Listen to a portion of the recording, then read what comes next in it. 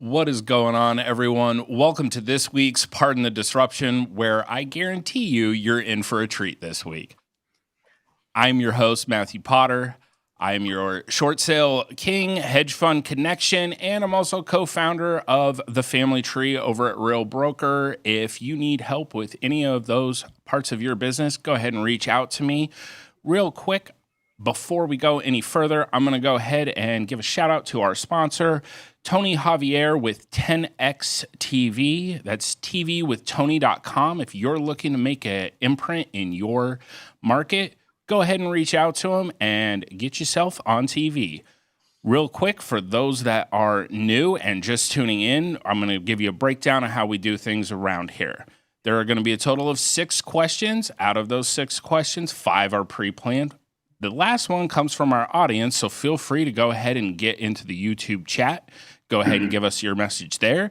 You can go ahead and text us at 33777 question, and we will go ahead and feature it on today's show. Each one of our esteemed panelists will go ahead and get 45 seconds to answer the question, and then we'll chop it up for 2 minutes after that.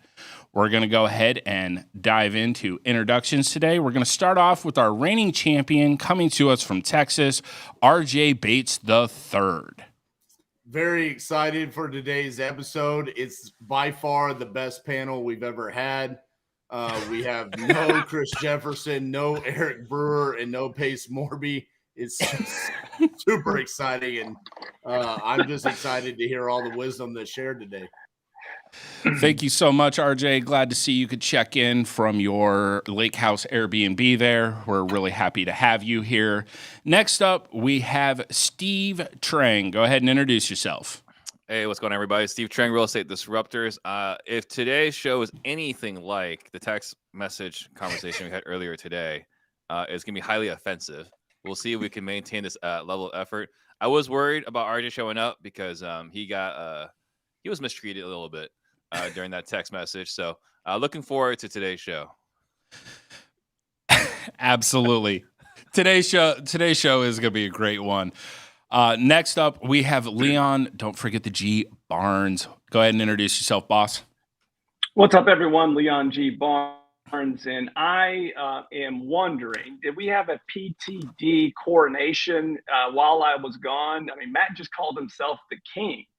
When did that happen? I know we had a coronation in England, but did we have one here on PTD as well?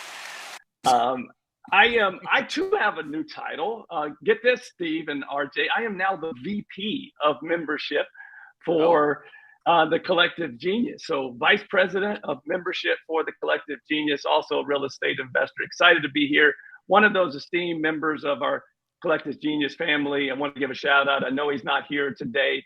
Had a little boy last night, Eric Brewer Jr. Congratulations to Eric and Sonia on the birth of their little boy last night. Absolutely. Shout out to Brewer on the birth of his son, and obviously Leon has been watching the last couple episodes. Yes, I am the king. Last but certainly not least, we have Chris Jefferson. What you got for us, boss? Are we having internet issues again, Bob? Huh? All right, we're going to go ahead and come back to CJ after, once he gets that fixed. Hopefully it'll be taken care of pretty soon. All right, first up, our first question. In your company, what is your biggest distraction? Start us off. RJ is the reigning champion. Holy cow, I get to start off. We always start off with Steve. Dude, what an honor. My biggest distraction in our company... Why is Steve laughing? I have a delay in the feed, so I'm looking at Chris's image. It's fantastic. I see. Okay.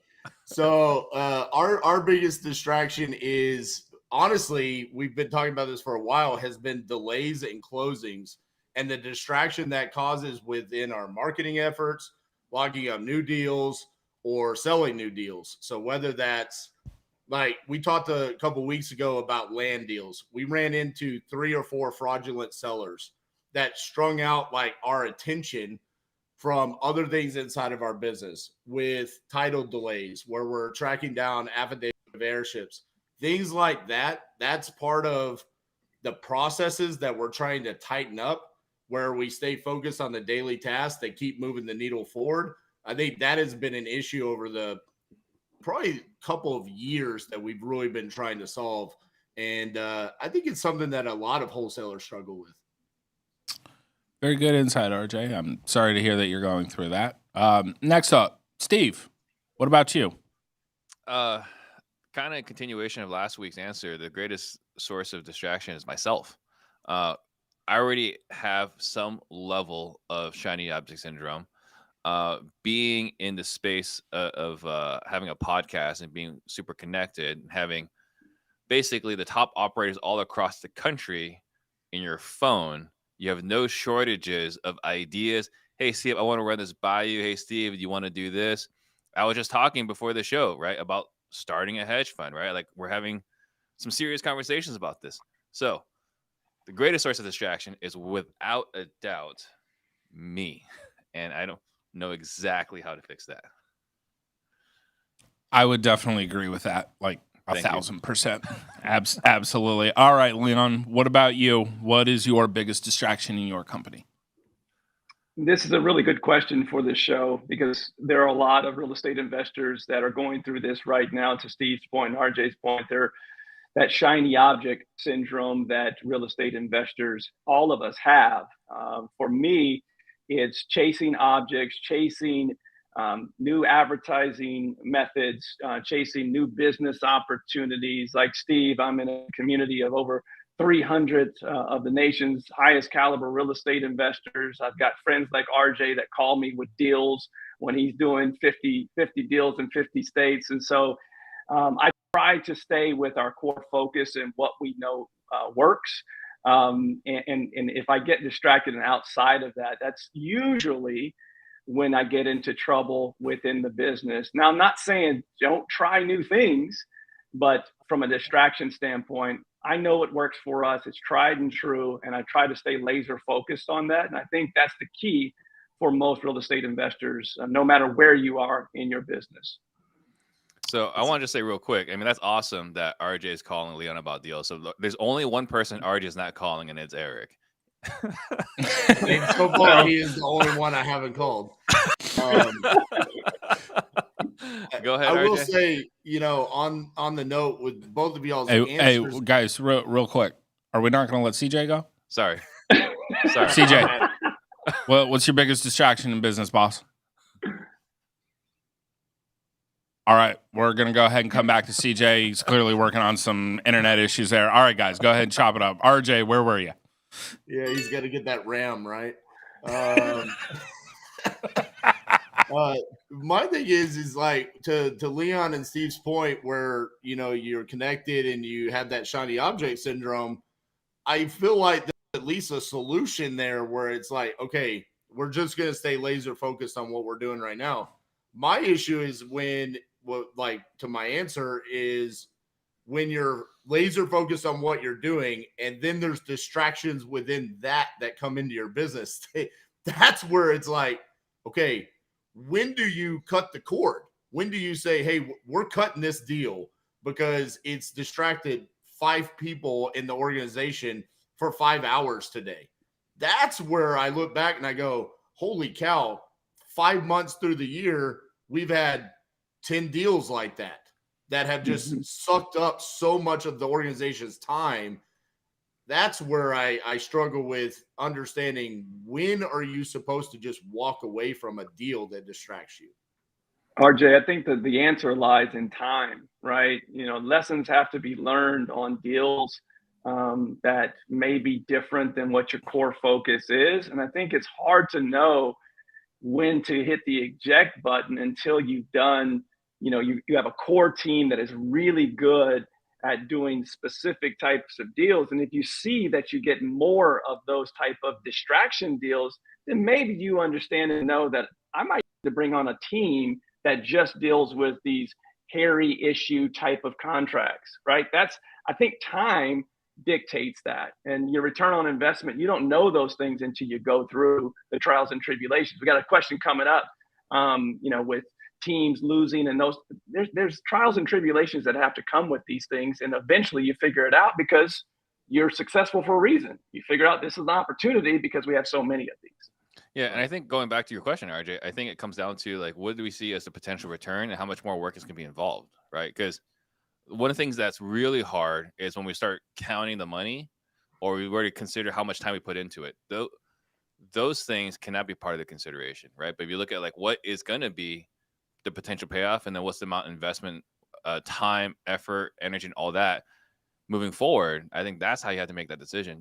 One thing that I've been talking a lot about is, rigging the game. I got this cheat sheet right here, right? Is that knowing today, would I do this again? And if the answer is no, then the answer is to let it go. And it's hard because now you got nothing to show for all that effort. But the reality is that effort is already spent and you can't get it back anyway. Yep. We've talked about this on previous shows, right? Where someone is, let's say their core focus is wholesaling. And then we've talked about when is their time that they should start doing creative financing, or when should they start novating, right? We've talked about this core focus and being distracted with those other things. And we've said you have to have your foundation built with system, processes, and people on the core focus. So then someone can go and do those other things and that be their core focus.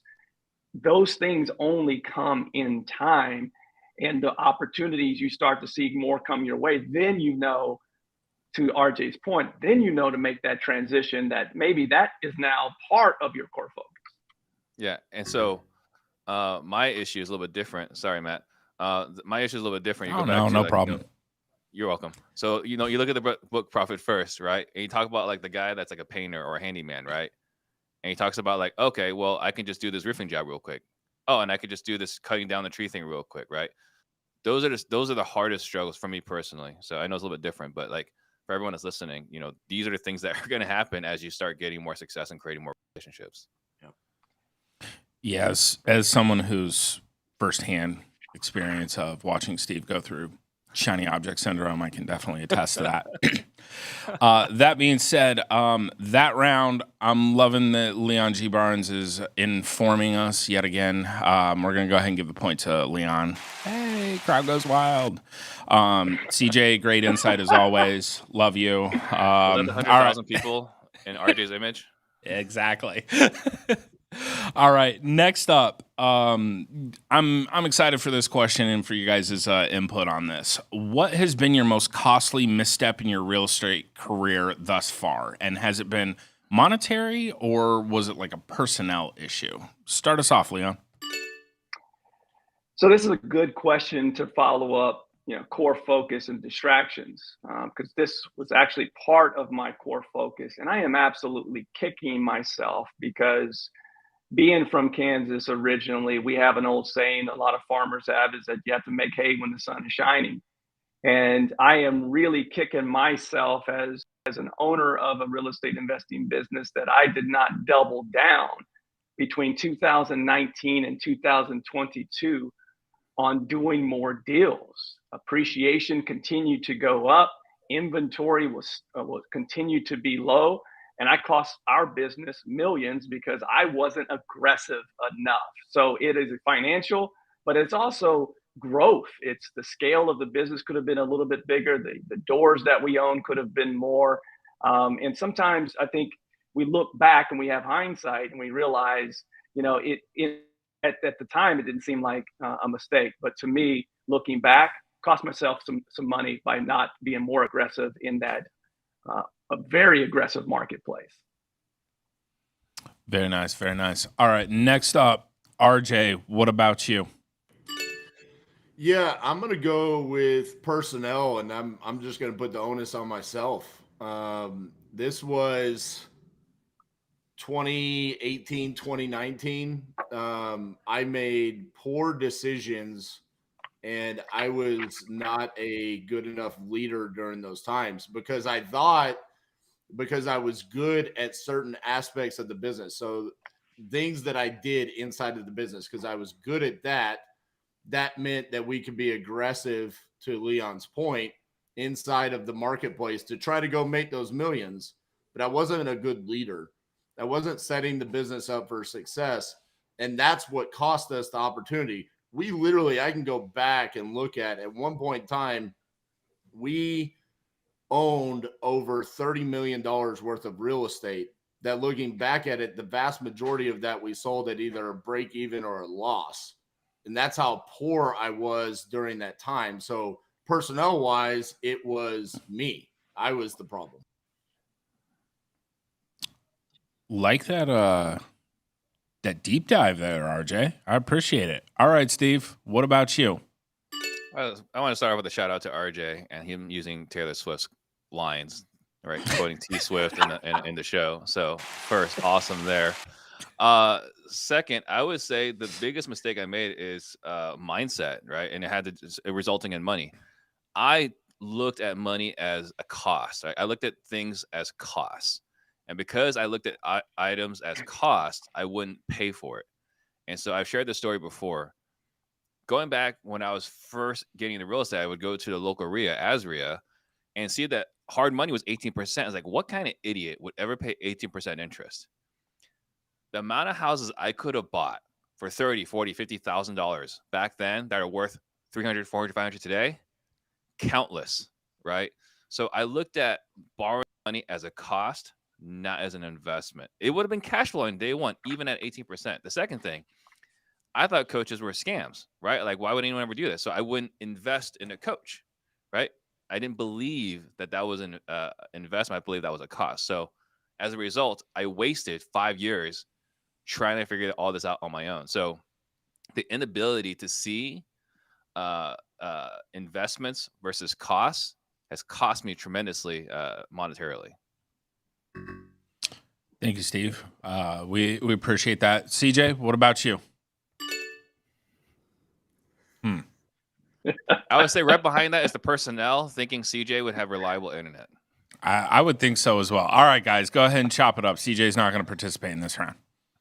We're 2 questions in, and we've already had all 3 of us blame ourselves, right? I think there's a really good lesson for everyone listening that's trying to grow a team and be a better leader, to the ability to be able to say it's on me first and foremost and not blame anyone. 2 questions in, that's pretty darn cool for all of us to say these are my issues, not anyone else's.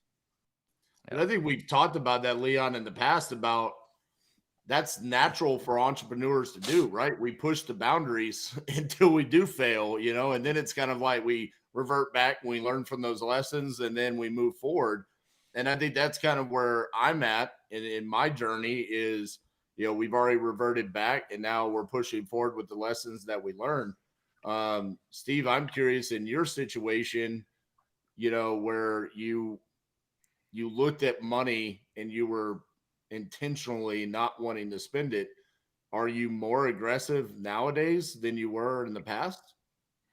I look at everything as an investment now. So am I going to go out and borrow a lot of money, 18%? No, I don't have to, right? But I'm no longer looking at money as a cost. I'm looking at money purely as a tool, right? If I put this money in, what is the return? How long is it going to take? How much effort is going to be involved? How much attention is going to require from me, right? Those are the kinds of questions I'm asking now. But back then, it's like, I want to pay $1,000 a month for a coach. Like, I'd rather just lose that money learning on my own. It'd be so much easier that way. No, turns out that was entirely wrong, entirely inaccurate. I think if you look at every market from a personnel standpoint, but also in up market, a down market, there's always opportunity to be more aggressive on that particular, whatever that is during that time frame. I look back from 2019 to 22, and the opportunity that I did not take full advantage of that I should have was, man, every institution, their buy box was massive, right? And we have a lot of members that made millions and millions of dollars in those 3 years. We got 25-year-olds that made tons of money during that time frame. And looking back, the lesson that I'm learning from that of not being aggressive during that time is that any given market, there's opportunity. And again, going back to making hay while the sun shines, figure out what that is and go take advantage of it. And I would say, go ahead, Steve. I would say, RJ, I think I would disagree with you. You're saying like this is a natural thing for entrepreneurs to just make mistakes and then like learn from it. I think it's totally natural for us to make mistakes. I think you're here on this panel because you've had a lot of success because you've owned up to a lot of your mistakes, right? There are a lot of people that go out there as they go, well, bad timing. Well, economy sucks. Well, this recession. Oh, this damn president. Oh, this, like, there's so many reasons why it wouldn't work. I'm the wrong color. I'm the wrong age. I'm the wrong height, right? I don't have hair. I do have hair. I don't have an RJ beard, right? Like, who knows what it is? But there's so many mistakes. I'm too handsome. I mean, I don't know what's going on here. Looking. Yeah, right. There's so many people that would attribute to something else, and if it's attributed to something else, they can't get better because you can't fix those other things. And to Leon's point about all of us kind of pointing the blame back on ourselves, I also think it's pretty interesting that both Steve and Leon said they weren't aggressive enough, and mine was I was too aggressive. And so there is kind of this happy medium between, you know, our mistakes there that I think everyone listening tries to need to find. There's a right speed, and you can't nail it on your first try. I mean, unless you're me, of course. Thanks, Steve. I appreciate your vote of confidence as always. All right. That was a great round. Love the insight. Shout out to CJ on that analytical answer. That round, going to go ahead and give it to the legendary RJ Bates down there in the shack in the basement. Just because you feel bad for him, I mean, you need to give him the vote. Hey, be easy over there. Look, the people have spoken. All right, real quick, before we get into our next question, I'm going to go ahead and toss it over to Steve for a word from our first sponsor today. All right, so the sponsor, one of the sponsors for today's show is 10XTV or tvwithtony.com. Do you want to get inbound leads calling you and getting celebrity status in your market? Look no further than Tony Javier's 10XTV. Tony has been doing TV commercials to find consistent, motivated sellers for over a decade. It is one of the things that's allowed him to do over 1,000 flips. He will use his proven TV commercial to get TV commercial formula to get high quality leads calling you and even set it up for you. Get in front of 10 times more people, 10 times faster, 10 times cheaper with 10 times more credibility than any other marketing channel. Surprisingly, TV has little to no competition, and you can get a steady flow of motivated seller leads. If you want to see why over 100 real estate investors use Tony to run their TV commercials, go to tvwithtony.com to see if there's a spot available in your market. Again, go to tvwithtony.com. And I can say, being in the Phoenix market, the biggest players in our market, they just own the TV waves. We got Mr. Doug Hopkins, who I'm completely envious of. We got 72 Sold, who they've been able to sell whatever they've got going on to KW for gobs of money. Man, I wish I could do a little more TV over here. Absolutely, Steve. Absolutely. All right. Next up, in honor of your mother, what is one value or lesson from her that has shaped you into who you are now? Start us off, RJ. Well, I have to say the one thing that I've taken away from my mom is to be yourself, no matter what the situation is. She has always been full-on personality, life of the party, makes everyone laugh, joke, regardless of the situation, and unapologetic about it. And, you know, I see people sometimes respond to how I talk to sellers and you know, how I handle podcasts and different things like that. The reality of it is the people that like me, very few, nobody on this show. So I don't want to hear any feedback on it. People that do like me, you know, they appreciate the fact that, hey, you know who RJ is. And I got that from my mom. She's always been that way. And I love her for it. RJ, I think you're thoroughly confused. We have nothing but love for you on this show. You should know during the show. Yeah. I don't know. Prior to the show, it's questionable at best. All right. Next up, Steve, what about you? So I remember when I was a kid, we used to go to my aunt's house every weekend in Chandler when we were still living in Phoenix. And I love singing, right? I love singing along in the car. I know Leon's got the shocked look, right? And I remember I was like 4 or 5 years old, and I'm singing in the car, and I apologized. My mom was like, "Mom, I'm sorry you have to listen to this because I know I'm awful." She said to me, right? You can do anything in life you want, so long as you're willing to do the work, right? And I look back to that moment. I think is where I got my irrational confidence. Like the things I've been able to do, it's not because I'm smarter, better, faster, or anything else. It's just because I have this insane amount of confidence. I aspire to have Kanye level confidence, right? And so I attribute that a lot to my mother, right? And by the way, I can't sing worth crap. I took lessons. She was wrong, but she instilled all the confidence in me to, much like RJ, be whoever I wanted to be and have faith, and don't be shy about who you are. I'm gonna have to talk to your mom after this show about you trying to be a singer. Next up, Leon, what about you? Great questions today. I love this one. My mom's pretty special to me. My mother raised, I think I've mentioned this on the show before. She raised 4 boys by herself, single mother, entrepreneur, clean houses for a living. And I think the biggest thing, the easiest thing for me to take away from watching her example of leaving the house before I woke up in the morning and getting home usually by the time that I was ready for bed or already in bed.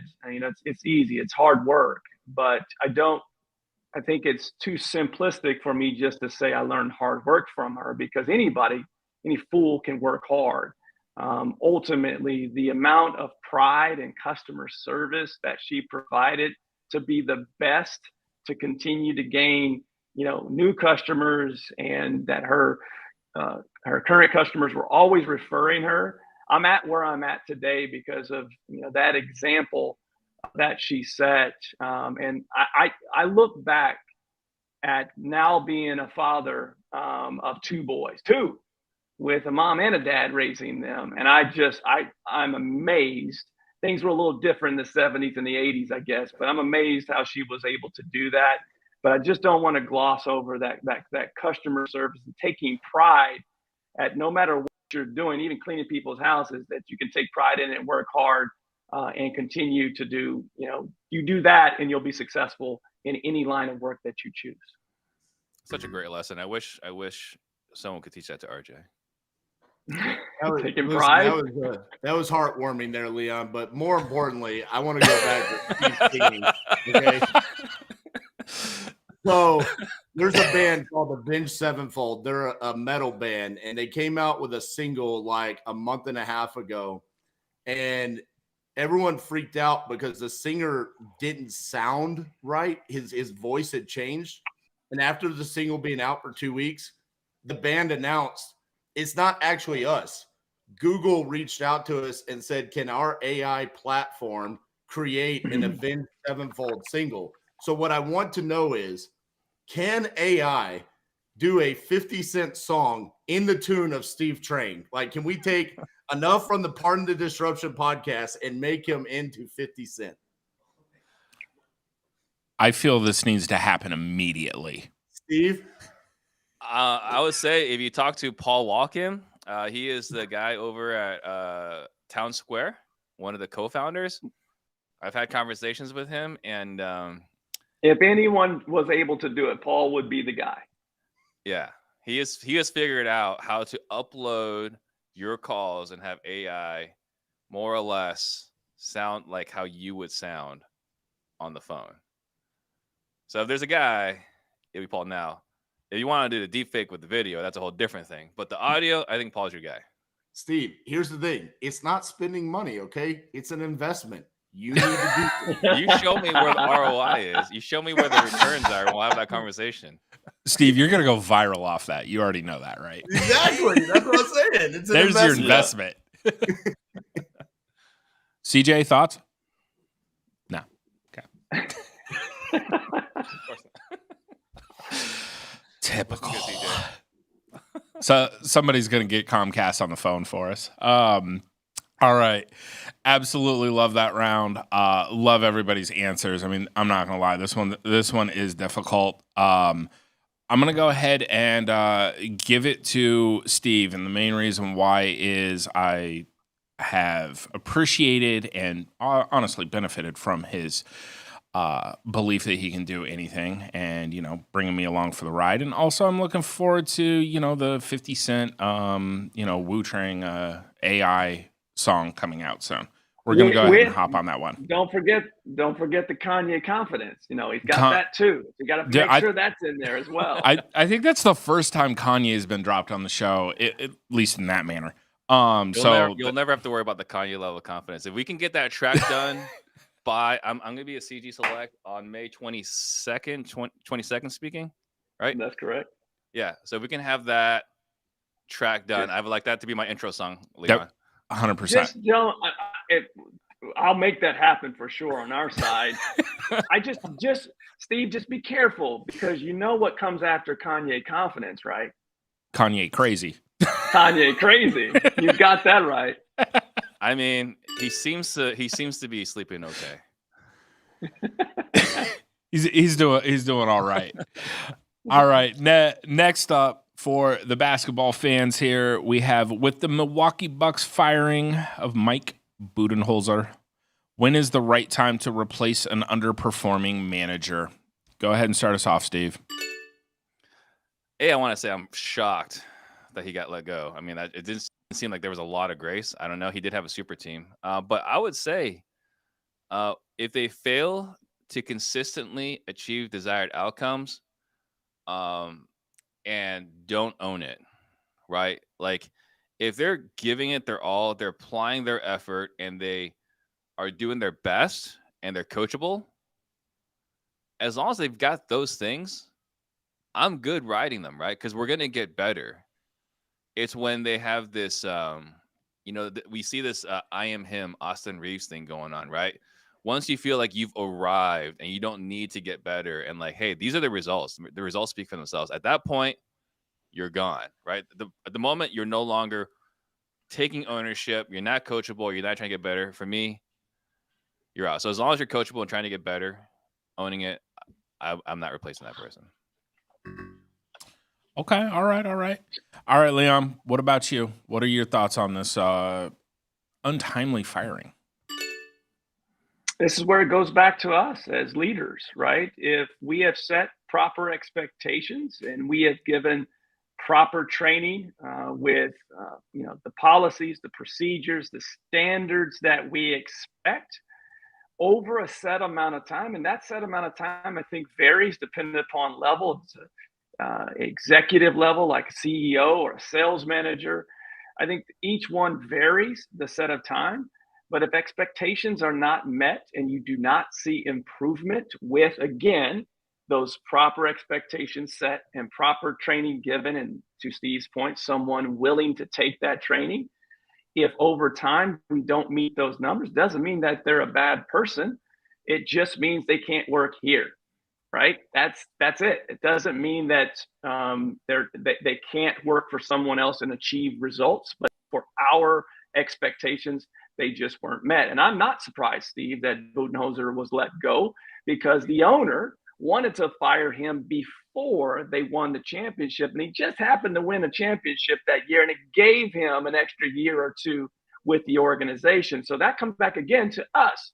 If we feel like someone has done the things that they need to do, right, we'll give them proper time. But if we see it start to go downhill, then we've got to make changes.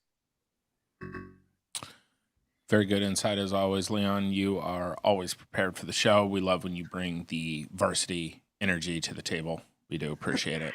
All right, RJ, what about you? What's your thoughts on this and analysis on it? I think when we're talking about a manager or a coach in this perspective, it's when the team stops responding, and I think that's what happened here. You look at the talent that was on the Bucks roster. Clearly championship level talent because they did win a championship.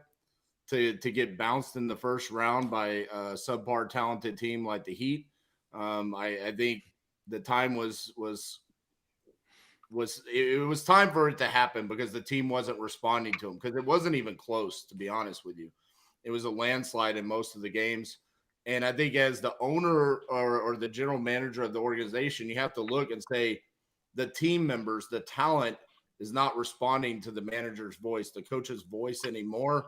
We need to bring somebody in here that's going to maximize our talent and let them play at the level that they should be playing.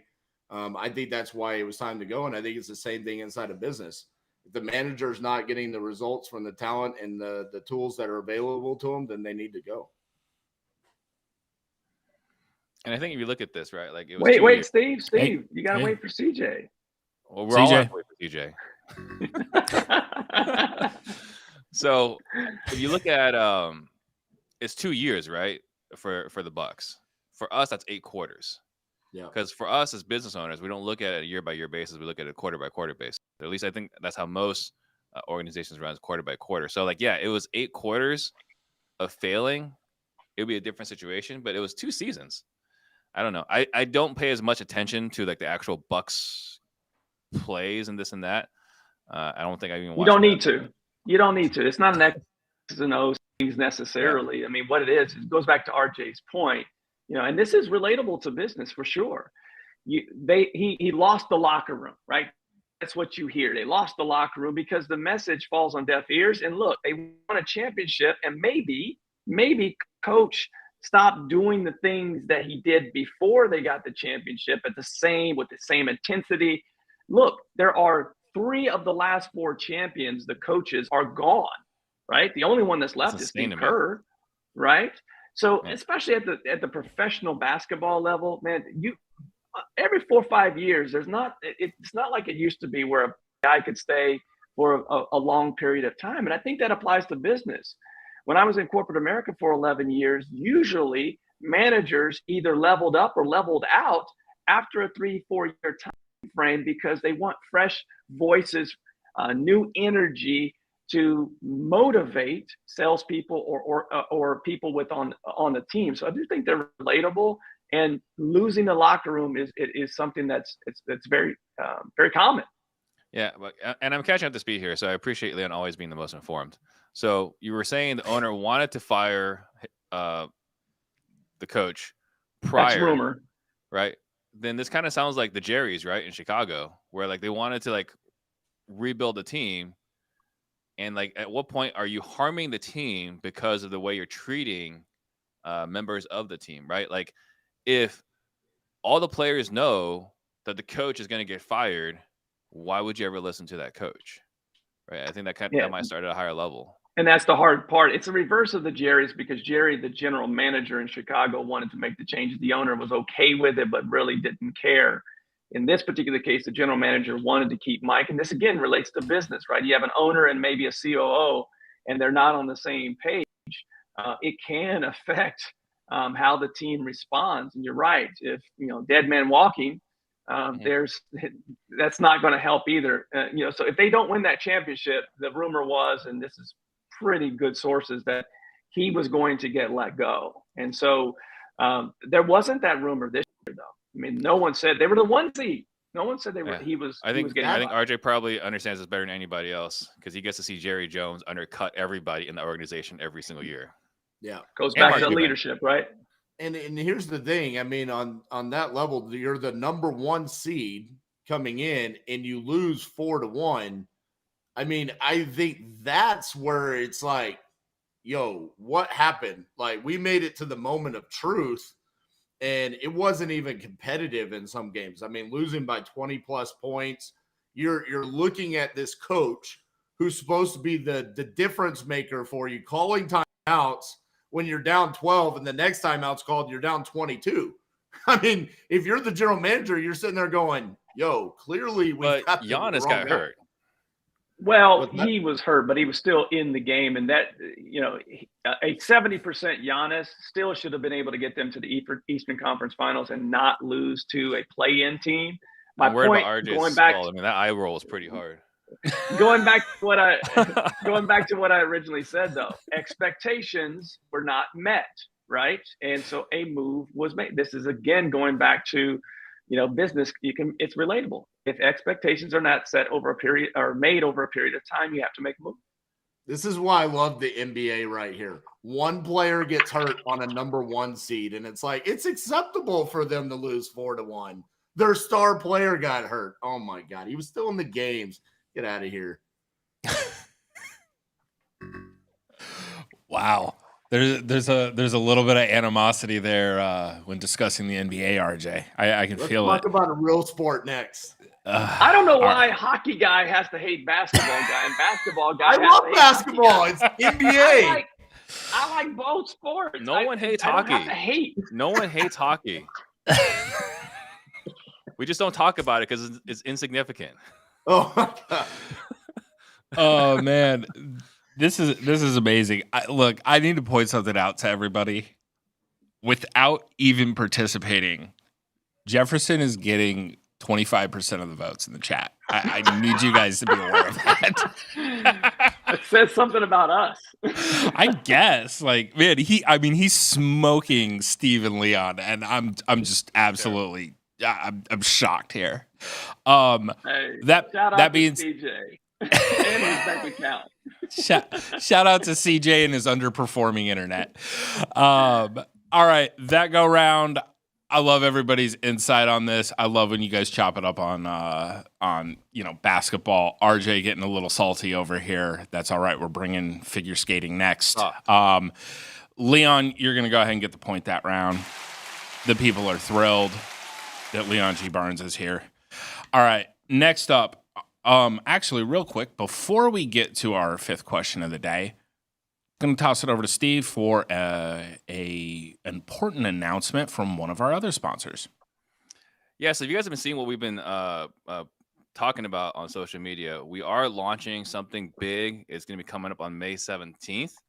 We're going to be announcing it formally on Real Estate Disruptors Live, 2 o'clock Pacific, 5 o'clock Eastern. You're not going to want to miss it. If you want to stay in front of it and know exactly what we're going to be doing, go to salesdisruptors.com. That's Disruptors with an O. I know some people like to spell Disruptors in other ways. Disruptors with an O. And if you want lifetime access to what we have to offer, we're offering 50% off our sales masterclass. You get lifetime access to what we are offering come May 17th. Awesome. Thanks so much, Steve. We appreciate it. We're going to go ahead and get into question number 5. All right. We have, with the Boston Bruins having the best regular season in NHL history and then getting bounced. So if your business didn't meet its expectations but achieved something massive that year, would you consider your year a failure? Start us off, Leon. Man, we use this word, and I'll blame social media for this, but we use the word failure way too often. If you go back and look at my Part of Disruption promo from a few weeks ago, we talked about the word failure, mistakes, and the differences between the two. You can also go back and look at Giannis's answer after they lost as the 1 seed. But I've got a better example here for you. It's not a failure, especially if you accomplish something significant like a regular season. That's an accomplishment. So it's disappointing that you did not win, but there's only one team that can win. All of our businesses can win. I've seen that happen, right? So if I give a specific example relative to sports, in 2018, the Virginia Cavaliers college basketball team was a number 1 seed and the first number 1 seed to ever lose to a number 16 seed. Do you think that was super disappointing to them? Absolutely it was. I don't consider that a failure. I consider that an opportunity to get better and grow as an organization and grow as a human being. Guess what they did that next year in 2019? They came back into the tournament and they won the university's very first national championship. It was an opportunity to get better, not a failure. Love that insight, Leon. That's spot on. Really, really enjoyed that. CJ, thoughts? Affordable housing.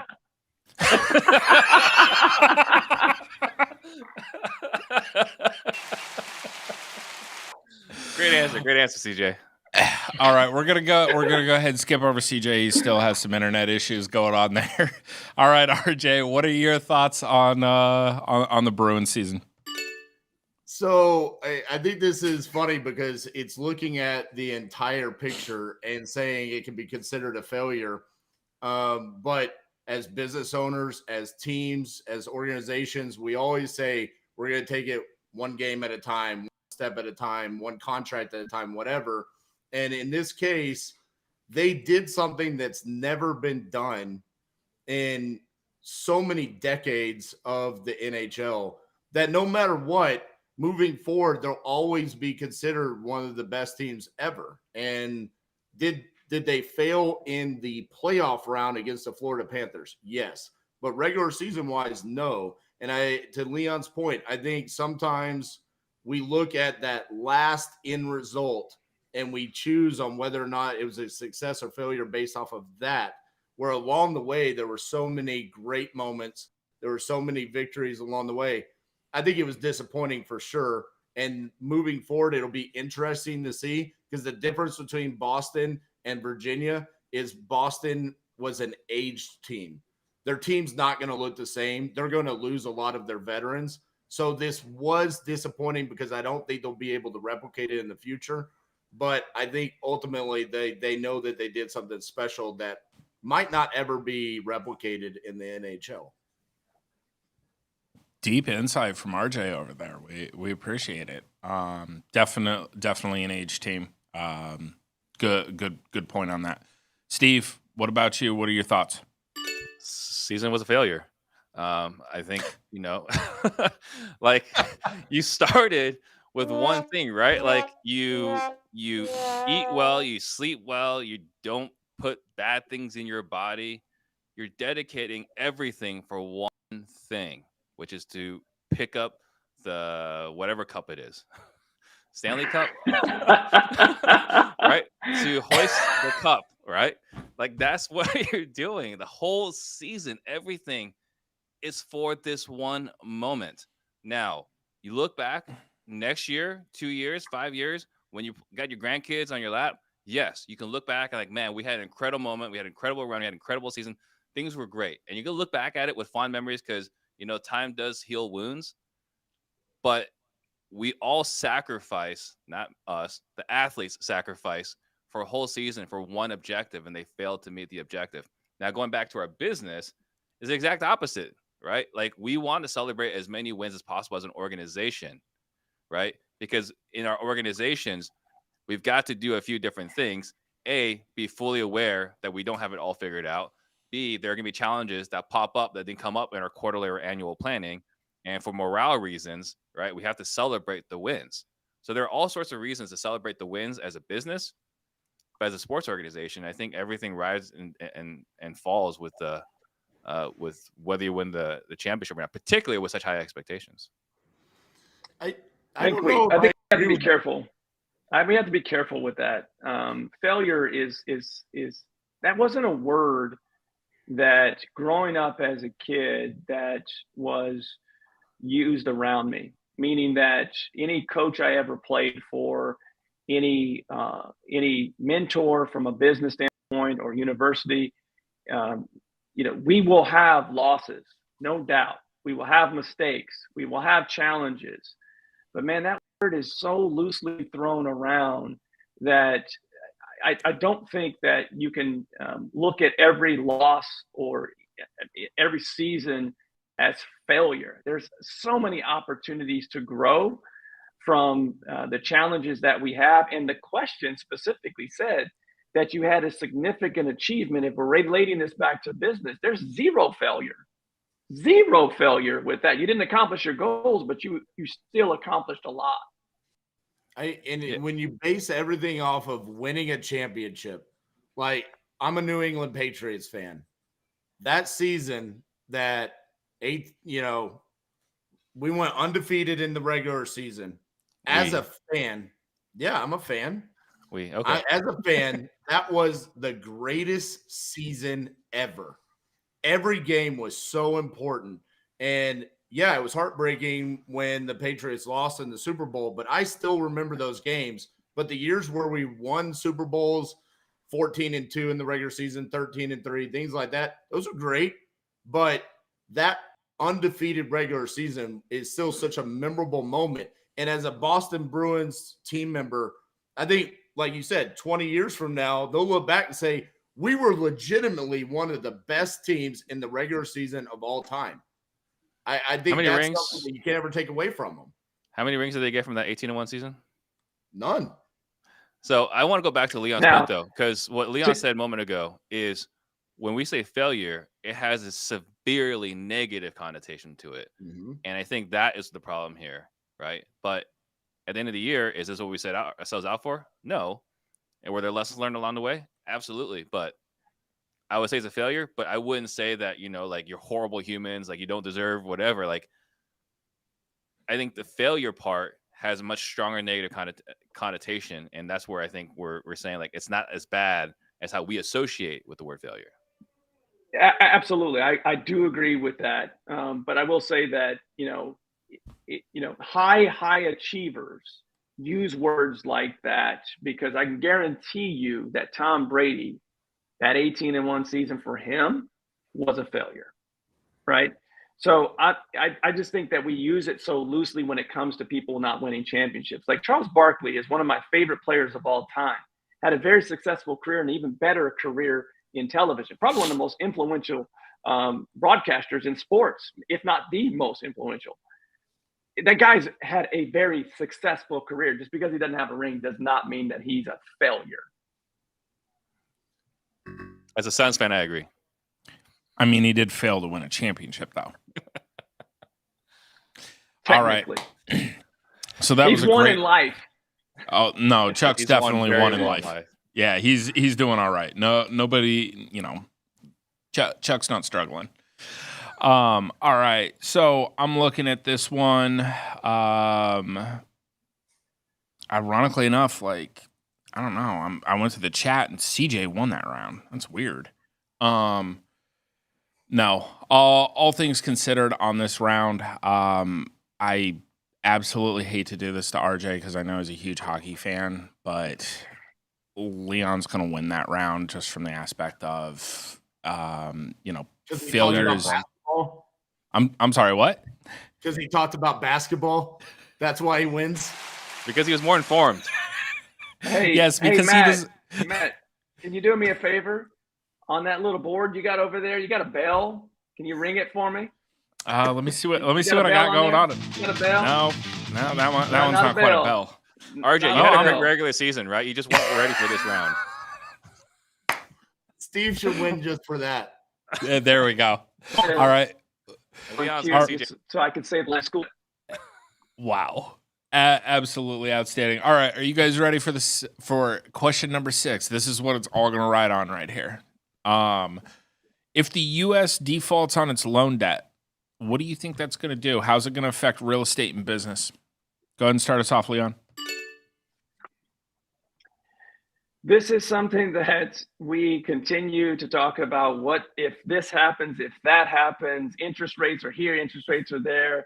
Look, guys, as I said before, there will be opportunities in a great market, in a bad market, recession and non-recession, and appraising, high appraisals, all of those type of things. You have to continue to figure things out and what's working best for you. Will it affect us? Absolutely, at some level. What it is, I don't have a crystal ball to tell you what that is. But for us, when we're speaking to real estate investors, every market you can make money in. So I don't worry about those things is my answer. Very good. Very good. Don't worry about it. Stay in your lane. CJ, thoughts? Okay. All right, we're going to go ahead and skip over CJ. We're going to go ahead and go to RJ Bates. What are your thoughts on this? I agree with Leon from the perspective of we can't really worry about what happens if that.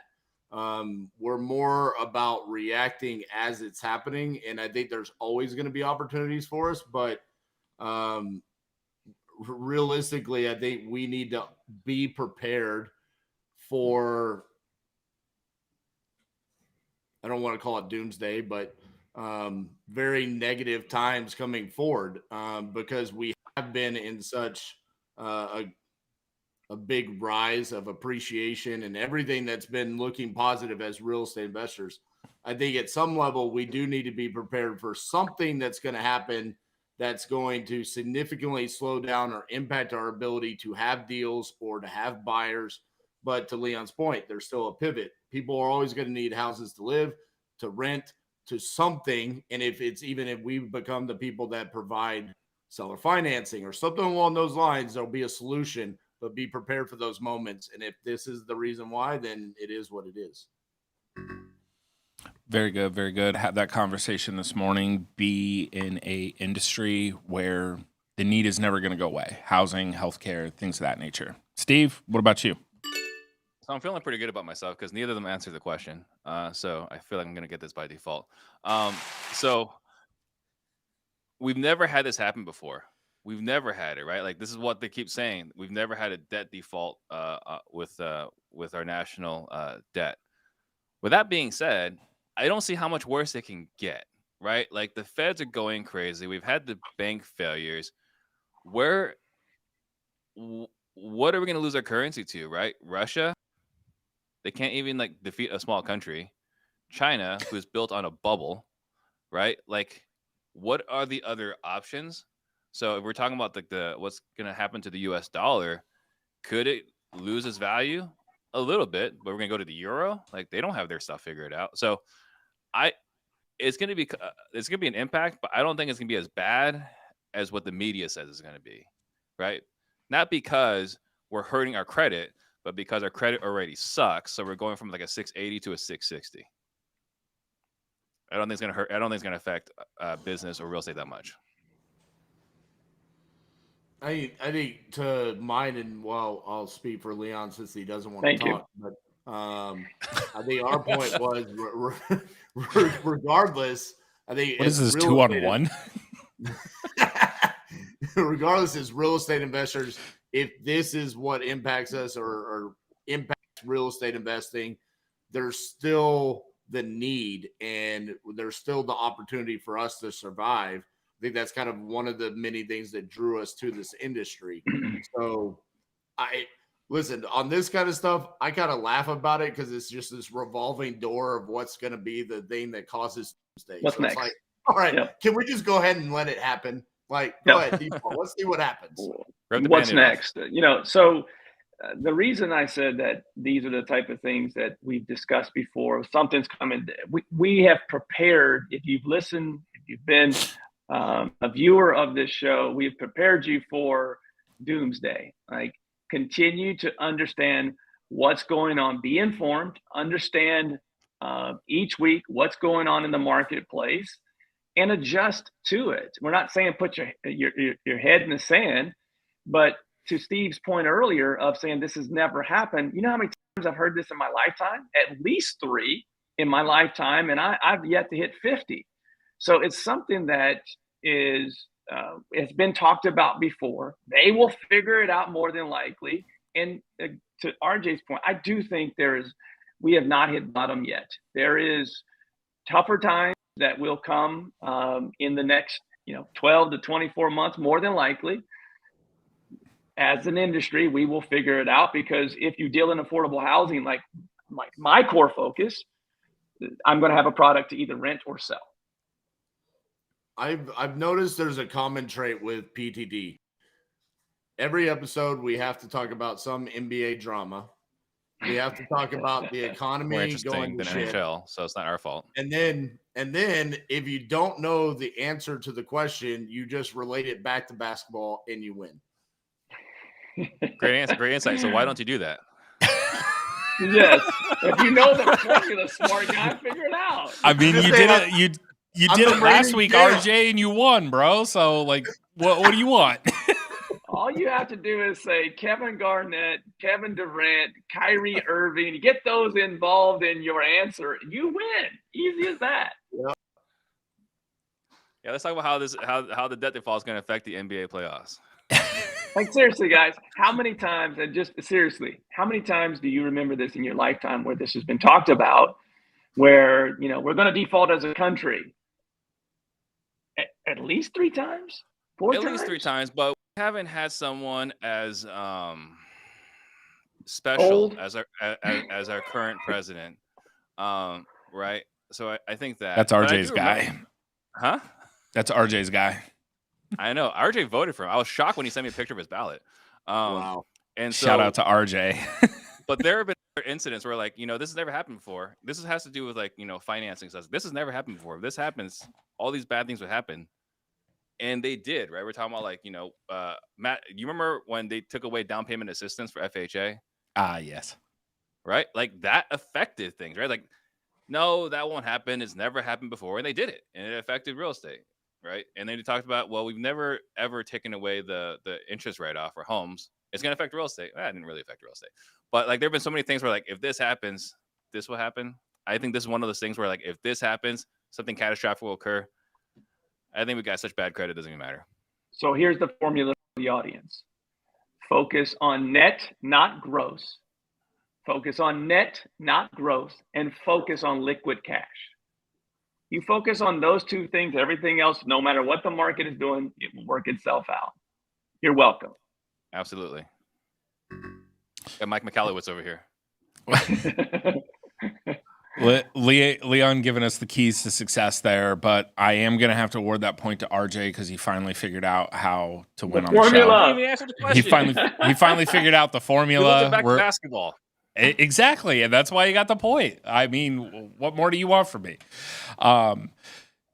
I can't believe, I don't think this has ever happened. CJ actually got shut out on the show today, so shout out to CJ with the shutout. Not in the polls. It happened when I was the host. That's right, it did. That is did. correct.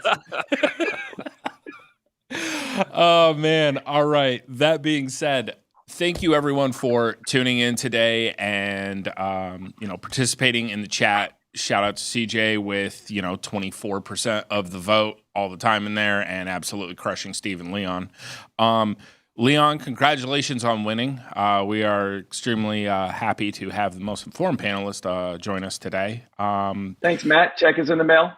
Absolutely. I appreciate it as always. Anybody needs Venmo or Cash App, my info, I'll go ahead and shoot it over to you. I'm old, man.